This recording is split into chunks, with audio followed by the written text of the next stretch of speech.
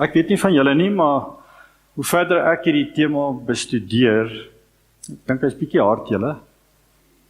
Hoe verder ek die tema bestudeer, hoe meer opgewonde maak dit my. Ek vanoggend ook vir Eben in die gebedskamer gesê dat jy weet ek ervaar regtig die Here doen iets spesiaal vir ons op hierdie stadium. Die vrees van die Here, wat ons nou al bietjie oor gepraat het, kan hoofsaaklik opgedeel word primêr in twee kategorieë. En die eerste een is om te bewe vir God se teenwoordigheid. Dit klink snaaks op die oor, maar dis soos wat dit in die woord beskrywe word. En die tweede ding is, dit word eintlik op 'n hele paar plekke beskryf om te bewe vir God se teenwoordigheid, en dan die tweede een is om te bewe vir God se woord, waaroor ons vandag bietjie gaan gesels. Dit klink vreemd, maar dit staan presies so in die Bybel. Jesaja 66 vind ons iets baie interessant. Die Israeliete het op 'n plek beland, wat hulle die Here begin aanbid het op hulle eie voorwaardes. As iets wat die Here van hulle verwag het, hulle geïnteresseer het, dan het hulle dit gedoen, maar as iets hulle nie regtig geïnteresseer het nie, dan het hulle dit net geïgnoreer, op hulle eie voorwaardes. So die Here kom nou hier deur die profeet Jesaja, in Jesaja 66, en hy maak 'n paar sterk verklaringe. Vers 1. Hy sê, die hemel is my troon, die aarde is my voetbank. Die voetbank van my voete. Waar is dan die huis wat julle vir my sal bou? En waar is die plek wat my rusplek sal wees? So wat hy eintlik basies hier vir die Israeliete sê, is hy sê, ek is die almagtige God. Wat dink julle kan julle vir my doen? Sien, hulle het gedink as hulle offers bring, as hulle al die offerandes bring wat hulle veronderstel is om te bring, dan stel hulle die Here tevrede, terwyl hulle eintlik in ander areas van hulle lewe maar net aangehou het om in sonde te lewe. Hulle was net gehoorsaam aan God wanneer dit vir hulle gemaklik was. So die Here maak 'n verdere verklaring in vers 2, in Jesaja 66 vers 2, en hy sê, want my hand het al hierdie dinge gemaak. En so het dit alles ontstaan, spreek die Here, maar, op hierdie een sal ek let. Hy sê, op die een sal ek fokus. Op hierdie een sal ek seën. Op hom wat arm is en verslaaf van gees. Arm van gees, verslaaf van gees. En, hier staan dit, wat bewe vir my woord. Hulle wat bewe vir my woord. Nou, om hulle te seën in Hebreëus beteken om ag te slaan op, om te let op, om te fokus op. So die Here sê, ek sal let op hom of haar. Ek sal aandag gee aan hierdie persoon. Hierdie een. Nou, sien, hulle het gedink, hulle kry die aandag van die Here deur net offers te bring. En kort, wanneer hulle iets verkeerd gedoen het, maar net weer offers te bring. Die Here sê nee, hierdie persoon, wat ek nou hier beskryf het, sê, op hulle sal ek let. Die een wat nederig is, arm van gees, met 'n berouvolle hart, die een wat bewe vir my woord. En dis waarop ons nou gaan fokus volgende. Wat beteken dit om te bewe vir God se woord? Paulus het ook 'n verklaring gemaak in Filippense 2, waar hy sê, daarom my geliefdes, soos julle altyd gehoorsaam gewees het, soos wat julle altyd gehoorsaam was, nie in my teenwoordigheid alleen nie, maar baie meer nou in my afwesigheid, werk julle eie heil uit met vrees en bewering. So die vrees van die Here, lyk dit vir my, gee vir ons die vermoë om gehoorsaam te wees. Nie net in die Here se teenwoordigheid nie, maar ook wanneer dit vir jou voel of die Here nie teenwoordig is nie. En die probleem is soms wanneer ons hierdie gedeelte lees wat Paulus hier skryf, dan dink ons, hy sê vir die gemeente in Filippi, sê hy, julle was gehoorsaam toe ek by julle was. Maar julle moet ook gehoorsaam bly wanneer ek nie by julle is nie. Maar hierdie is nie eintlik 'n boodskap van Paulus aan die gemeente in Filippi nie, dis eintlik die Here wat vir ons sê, die gelowiges sê, julle is gehoorsaam wanneer ek teenwoordig is. Wanneer my teenwoordigheid waargeneem word. Maar is julle ook gehoorsaam wanneer my teenwoordigheid nie noodwendig waargeneem word? En wat dit is wat vir julle die vermoë gee om gehoorsaam te wees, as my teenwoordigheid nie ervaar of nie waargeneem word nie, is vrees en bewe. Is 'n heilige vrees. So, net 'n paar voorbeelde, om dit duidelik te maak. Maklik om gehoorsaam te wees, wanneer jy in 'n byeenkoms soos hierdie sit. En wanneer die teenwoordigheid van die Here tasbaar ervaar word, wanneer ons lofprys en aanbid, wanneer die woord gebring word. Maklik om gehoorsaam te wees. Almal is vriendelik met jou. Dis mos die dag wat ons vriendelik is met mekaar. Maklik om gehoorsaam te wees aan die stem van die Here wanneer ons sien ons gebede word beantwoord. Wanneer die begeertes van ons hart vervul word.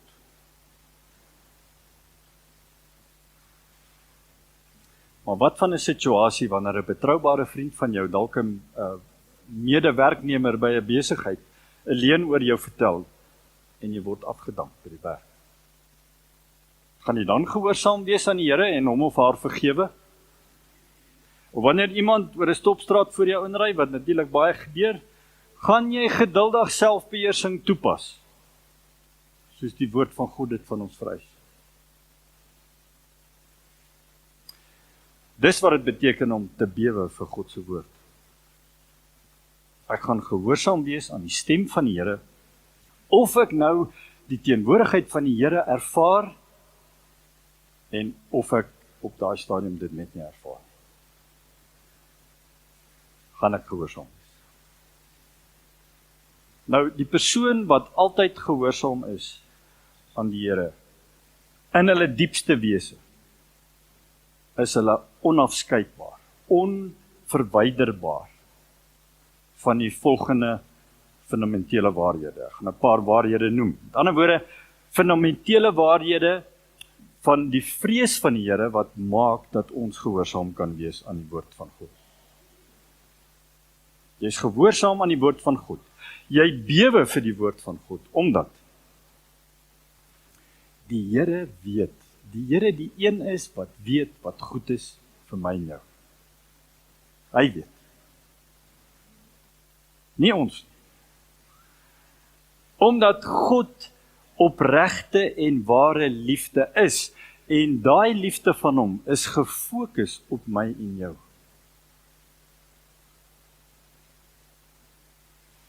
Jy bewe vir die woord van God, omdat ons weet die Here sal nooit van ons iets verwag wat skadelik is nie. Dit sal altyd ten goeie wees. Daarom kan ons gehoorsaam wees. En dit maak nie saak wat die Here van my vra nie. Ek kies om altyd gehoorsaam te wees. Nie te kies wanneer dit my pas of nie pas nie. Wat die Here ook al vra. Hy fokus sy liefde op ons. Dit sal altyd ten goeie wees. Ons moet net gehoorsaam wees. Dis wat dit beteken om te bewe vir God se woord. So kom ek versterk dit nog verder. Wat is die dinge wat na vore kom? Wat is die dinge wat sigbaar is in mense wat lewe in die vrees van die Here en wat bewe vir sy woord? Hoe lyk iemand wat in die vrees van die Here leef? Hulle sal die Here onmiddellik gehoorsaam wees. Onmiddellik. Hulle sal die Here gehoorsaam wees, al maak dit wat hy vra nie sin nie. Hulle sal die Here gehoorsaam, al sien hulle nie persoonlike voordeel daarin nie. Hulle sal die Here gehoorsaam, selfs al maak dit seer. Al is dit moeilik, al is dit seer. Hulle sal die Here ten volle gehoorsaam. Nie net halfpad nie. Nie net so bietjie, maar ten volle. So kom ons kyk in diepte hierna. Kom ek vra net dit. Julle, hoekom kry ons dit nie reg nie? Ek weet ek kry dit self soms nie reg nie. Hoekom kry ons dit nie reg nie? Het een van julle 'n antwoord?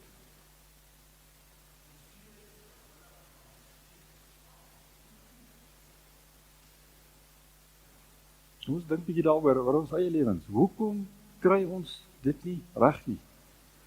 Hoekom hou ons aan preek hieroor en ons hou aan praat hieroor, maar ons kry dit net nie reg nie?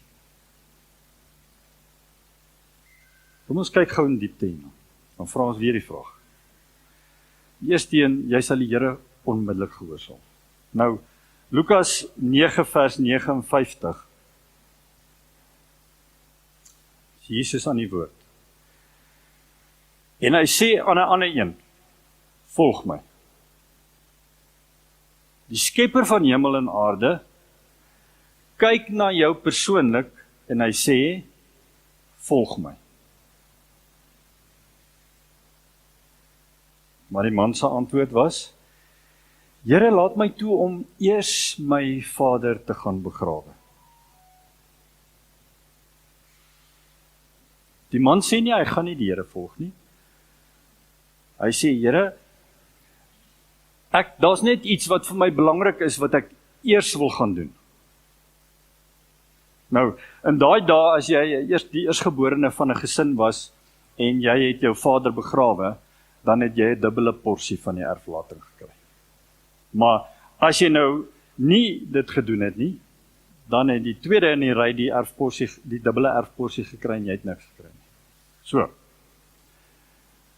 hierdie man, vir wie Jesus gesê het, volg my, het waarskynlik dadelik die geld in gedagte gehad, of daai erfporsie. Bo die onmiddellike gehoorsaamheid aan Jesus, om hom dadelik te volg. Toe draai Jesus na 'n ander man, en hy sê, volg my.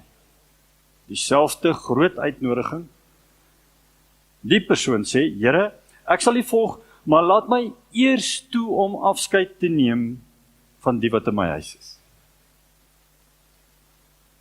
Ek wil eers my familie gaan groet. Ek het 'n baie kosbare verhouding met my familie, en ek wil net seker maak, hulle gee goedkeuring aan dit wat U nou van my vra. Ek wil net gou met hulle gaan praat. Ek sal U volg, Jesus, maar laat ek net eers aandag gee aan dit wat ek eers aan aandag wil gee.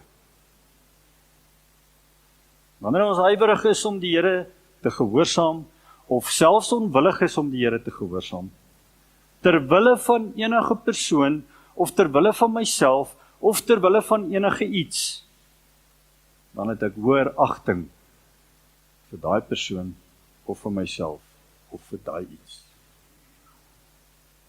Ons eer iets of iemand meer as wat ons die Here eer. Dis 'n tekort aan heilige vrees. Wat interessant is dat ons weer hier aan die einde is van 'n hoofstuk.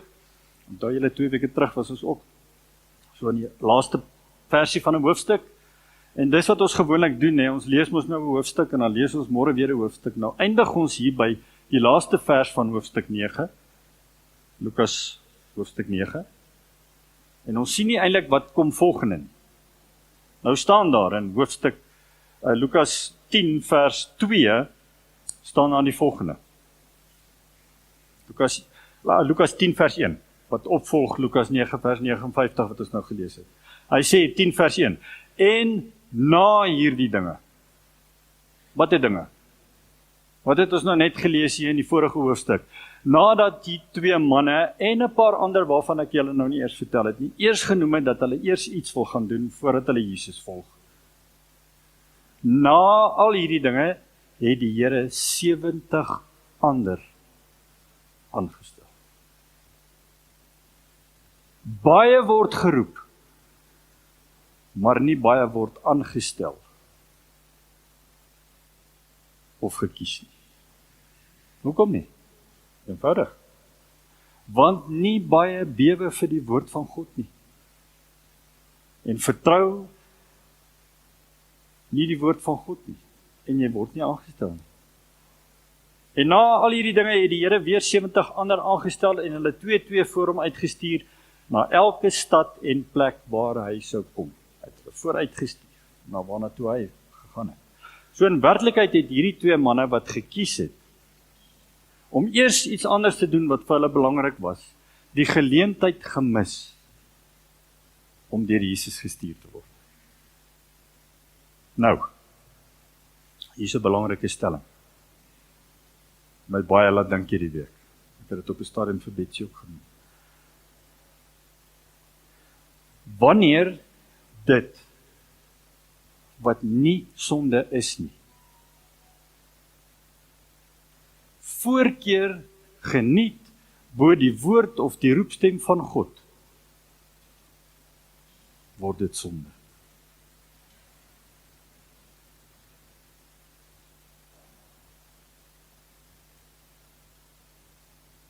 Daar's nog 'n gelykenis in Lukas 14 waar die huweliksfees gereed was. Mense is genooi en die een ou het gesê, ek het 'n vrou getrou en daarom kan ek nie kom nie. Niks fout daarmee om vrou te vat nie. 'n Ander ou het gesê, ek het nou net 'n stuk grond gekoop man. Ek moet nou eers daar aandag gee. Niks fout daarmee om grond te koop nie. Maar Jesus maak 'n verklaring aan die einde van hierdie gelykenis, hoor wat sê hy? Hy sê, want ek sê vir julle dat nie een van daardie manne wat genooi is en dit uitgestel het, my maaltyd sal smaak nie. So wanneer dit nie sonde is nie, dit wat nie sonde is nie, voorkeur geniet, oor die woord van God en die roepstem van God, word dit sonde. Tweede ding. Om te bewe vir God se woord beteken dat jy gehoorsaam is aan die woord van God, al maak dit nie sin nie. Het die Here jou al ooit gevra om iets te doen, of iemand anders vir jou gesê, ek het 'n woord vir jou, en dit maak net nie sin nie. Seker die meeste van ons het dit al belewe in ons lewens. Het dit sin gemaak toe Jesus op die grond gespoeg het, en met spoeg en sand of stof klei gemaak het en dit aan 'n blinde man se oë gesmeer het en vir hom gesê het, gaan was jouself in die badwater van Siloam. Het dit sin gemaak? En tog het hy gesien daarna. Het dit sin gemaak toe hulle water in die kanne gegooi het by die huweliksfees, toe hulle eintlik wyn nodig gehad het? En tog het hulle die beste wyn gehad.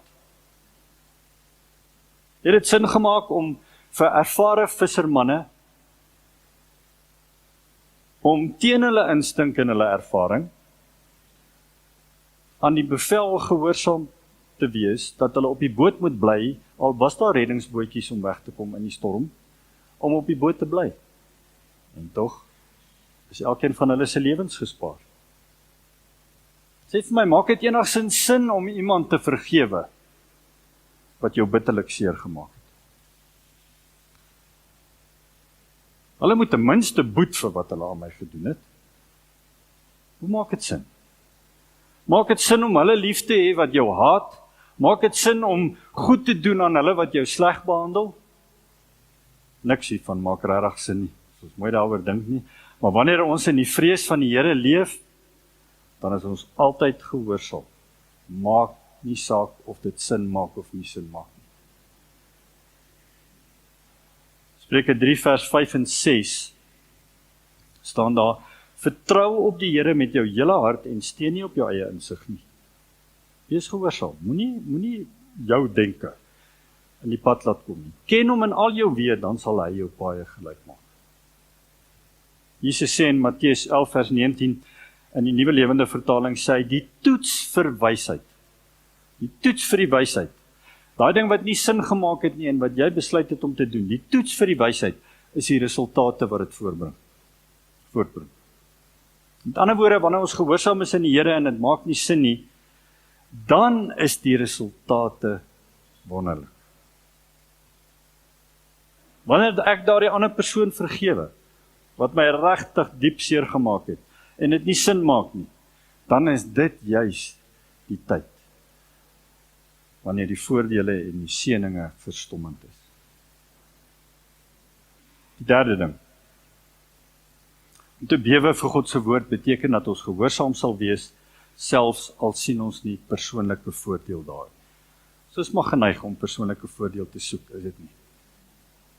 Reg oor die wêreld het dit so moeilik geword om mense te oortuig om gehoorsaam te wees, want mense wil die voordeel daarvan sien.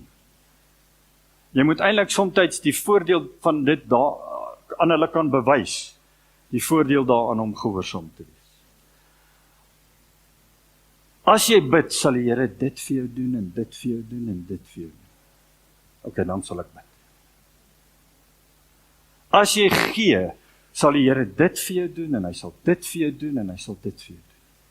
Ok, dan sal ek gee. Dink 'n bietjie daaroor. Sien julle mense elke Sondag oplei hier voor die kerk, wat gretig is, om in te kom en hier voorste banke te kom sit, en te hoor waaraan moet hulle gehoorsaam wees? Jy moet amper die voordele daarvan kan uitspel en bewys vir mense, voordat hulle regtig gretig is om gehoorsaam te wees.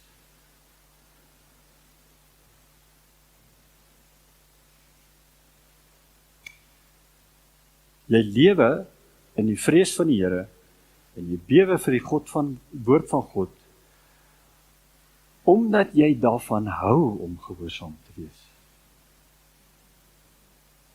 As gevolg van daai 4 kernwaardes wat ons net nou genoem het. Want die Here is die een wat weet wat reg en goed is vir jou. Hy is ware liefde, en hy fokus daai liefde van hom op jou en op my. Die Here sal nooit van ons verwag om iets skadeliks te doen. Dit sal altyd iets ten goeie wees. Ek kies om altyd gehoorsaam te wees. Dis hoekom ons dit regkry om dit te doen. Psalm 19 vers 11 sê, daar's 'n groot beloning vir hulle wat gehoorsaam is, groot beloning vir hulle wat God se woord gehoorsaam. Jesus het nie rondgeloop en gesê, volg my, en dan sal ek dit vir jou doen, en dit vir jou doen, en dit vir jou doen. Nee, hy het net gesê, volg my. Die wat besluit het om hom te volg, het groot seën ontvang. Ester was die perfekte voorbeeld hiervan. As julle nou vinnig terugdink aan Ester se storie, sy was die koningin van die grootste nasie, Persië op daai stadium, haar man was die koning van die grootste nasie in die wêreld op daai stadium. En die koning het 'n baie bose adviseur gehad, naamlik Haman, en Haman het Ester se oom, dis eintlik Ester se neef, gehad, Mordegai. Haman het vir Mordegai gehad, en Haman wou eintlik vir Mordegai vernietig het en uitgeroei sien, so ook die hele Joodse nasie op daai stadium in Susan. So, hy oortuig die koning, Haman, oortuig die koning, om al die Jode uit te roei, in een dag. Sonder dat hy geweet het, Ester is 'n Jood, niemand het dit eintlik geweet nie, maar net Mordegai het dit geweet. En Mordegai sê vir Ester, jy beter na die koning toe gaan. En Ester sê, neef, jy verstaan nie. As ek in die troonkamer ingaan, kan ek my kop verloor. Ek kan onthoof word. En sy antwoord is, wel, Ester, jy weet, dalk is dit juis vir 'n tyd soos hierdie, wat die Here jou in hierdie koninkryk ingebring het. En sy het gesê, goed, gaan na al die Jode toe in Susan en vas terwille van my, en ek sal gaan. En as ek moet omkom, sal ek omkom. Sy het alles gehad om te verloor, Daar was geen persoonlike voordeel vir haar hier nie. Maar sy het die Here gehoorsaam, want sy het gebewe vir die woord van God. Julle, daar's baie Iranese Christene. Daar's baie Syriese Christene wat in die land bly. Want hulle vraag, wie sal ons mense na die Here Jesus toe lei, as ons nie daar bly nie? Hulle weet wat staan in Psalm 19 vers 11. Daar's 'n groot beloning vir hulle wat die Here gehoorsaam. Sal ek in Suid-Afrika bly, as Christene vervolg word en doodgemaak word? Ek weet nie. Miskien is dit tyd dat ek besluit.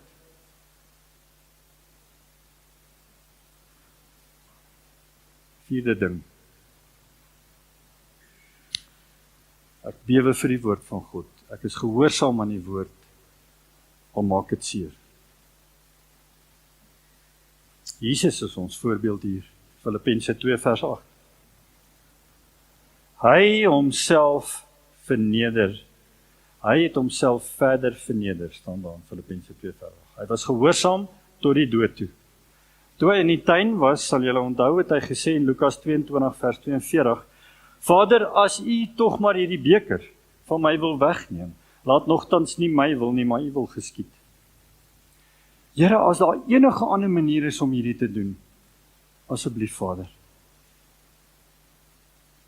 Jesus het bloed gesweet terwyl hy gebid het. Weet jy hoekom? Omdat hy geworstel het met of sy eie selfbehoud, of om aan sy Vader gehoorsaam te wees. Hy is ons voorbeeld. Petrus sê in 1 Petrus 4 vers 1, omdat Christus dan vir ons na die vlees gelei het, moet julle heel ook wapen met dieselfde gedagte, dat wie na die vlees gelei het, opgehou het met sonde. Baie belangrik, valse godsdienste soek eintlik na lyding. Selfs van hulle sal self soek na selfdood, om hulle God met 'n klein g tevrede te stel. Terwyl Christendom soek daarna om God te gehoorsaam. Omdat ons in 'n gebroke wêreld lewe en ons weet, ons sal lyding teekom. So wat het vir Jesus die krag gegee om gehoorsaam te wees aan God? Deur al sy pyn en lyding heen, selfs tot die dood toe. En ons vind die antwoord in Hebreërs 5 vers 7. Gedurende sy aardse lewe het hy aan God, wat hom uit die dood kon red, gebede en smekinge geoffer met harde geroep en met trane, en sy gebede is verhoor vanweë sy eerbiedige onderworpenheid aan God, vanweë sy heilige vrees. Hy het gebewe vir die woord van God. Dit was die vrees van die Here wat vir Jesus die krag gegee het om gehoorsaam te wees. En weer sê Petrus, sê weer in 1 Petrus 4 vers 1, sê hy, ek het dit net nou vir julle gelees, omdat Christus dan liggaamlik gelei het, moet julle ook met die gedagte wapen. Bewapen jouself.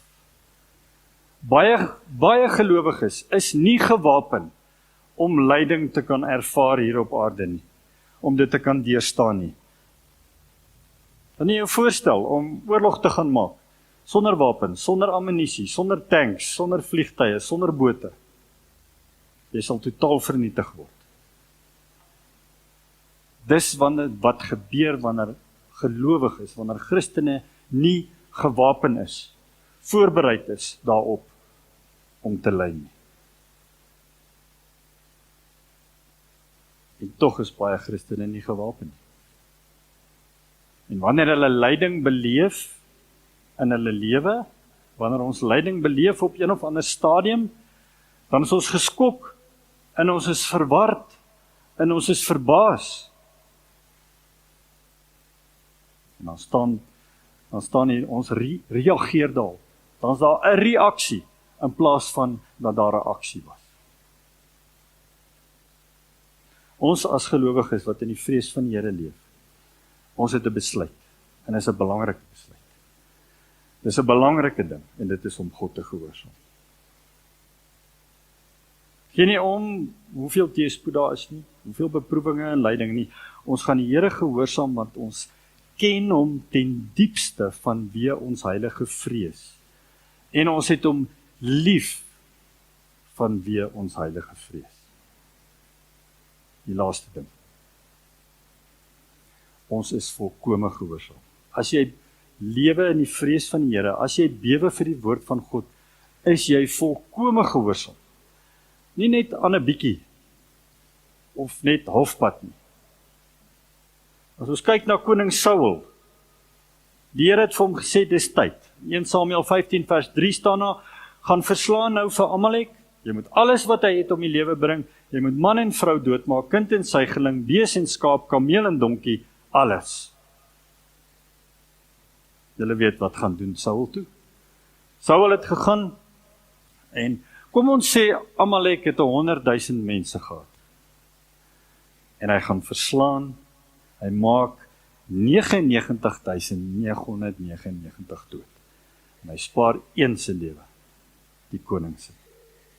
Want jy sien, as jy in daai tyd die koning van 'n verslaande nasie in jou paleis ingebring het, dan was dit 'n lewendige trofee wat jy vir almal kon wys. Hy spaar een se lewe. En Samuel kom na hom toe en hy sê, Saul, in 1 Samuel 15:23, omdat jy die woord van die Here verwerp het, omdat jy nie volkome gehoorsaam was nie, omdat jy net een van 100,000 gespaar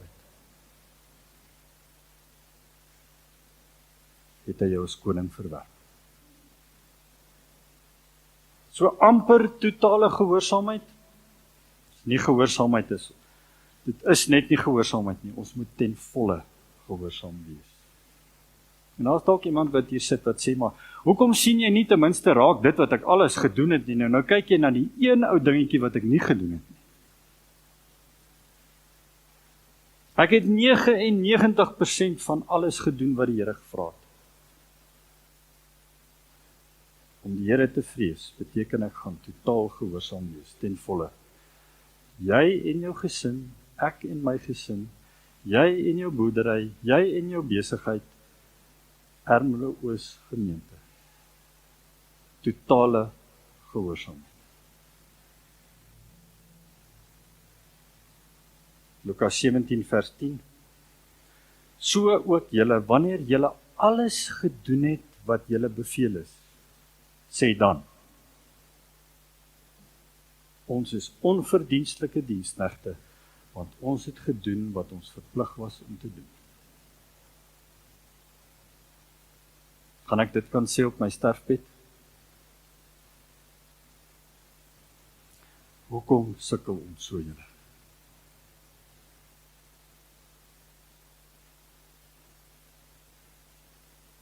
Wat is die bewys dat ek en jy die Here vrees?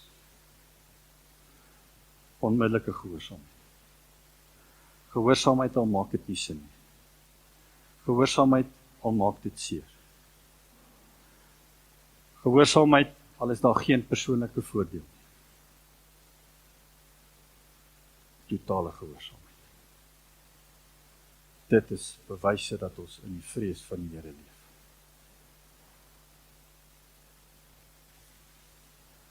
As die vrees van die Here in ons harte brand, sal ons nie net gehoorsaam wees wanneer ons sy teenwoordigheid ervaar nie.